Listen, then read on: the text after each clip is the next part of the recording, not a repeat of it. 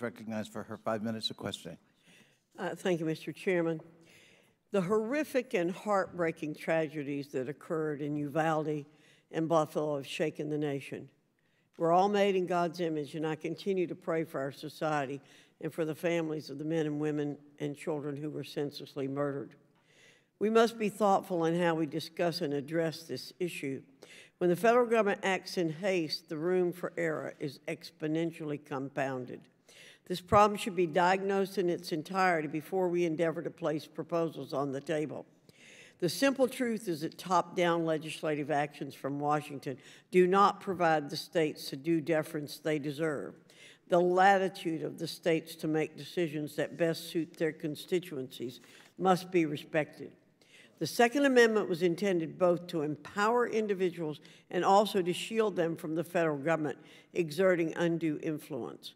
Unfortunately, over time, the underlying principle of the Second Amendment has been distorted and misconstrued by Washington bureaucrats who simply want it stripped away from law-abiding citizens. This cannot be allowed to happen.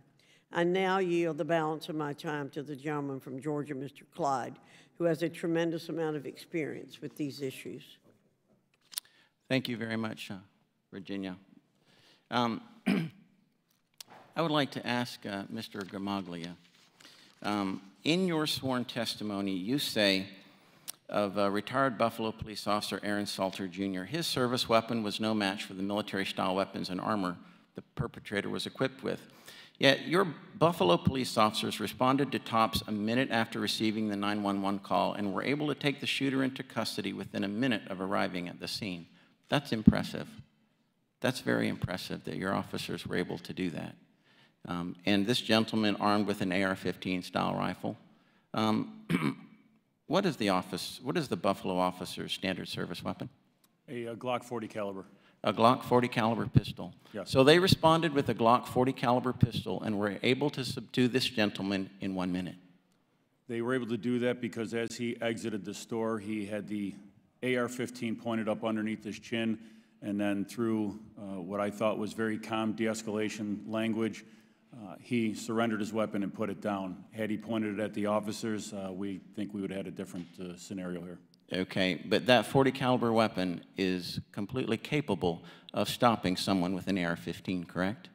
Well, he had military-style body armor and a tactical helmet on. He was shot at least one time that we had uncovered through our evidence, and that had no effect on him. I also watched the video, both the store surveillance video that has not been released and the GoPro video that was downloaded, which showed the confrontation between. But the 40 caliber pistol that the officers carry is plenty enough to stop an armed shooter, correct? It's all about shot placement, isn't it? It isn't, it isn't. All right, thank you, I appreciate that. Mrs. Swearer, actually,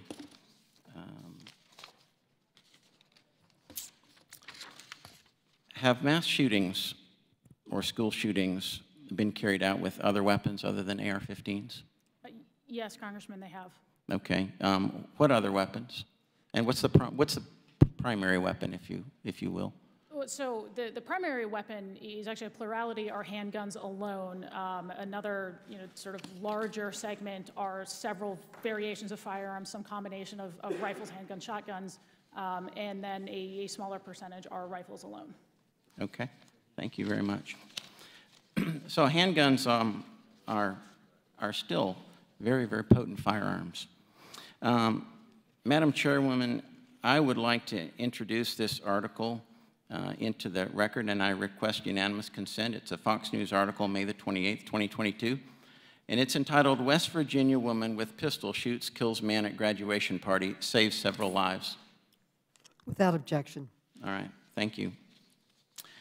You know, what happened in Uvalde was an incredible tragedy, and it had a very terrible ending. But something very similar happened the very next day, that Wednesday, in Charleston, West Virginia. And a particular woman in West Virginia fatally shot a man who had begun firing an AR-15 rifle into a crowd of dozens. The woman was attending a West Virginia party. She drew her pistol and fired on the convicted felon, No one at the party was injured. And the gentleman obtained his weapon illegally.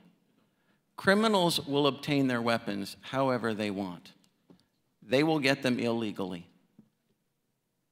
More gun laws are not going to stop that, not in any way, shape, or form, because criminals simply do not obey the law. The gentleman's time has expired. Madam Chair. I yield back. I'd like to ask permission to insert into the record an article, Why Do Something Won't Work, from the Wall Street Journal, Thursday, June 2nd, 2022. Thank you. Without objection.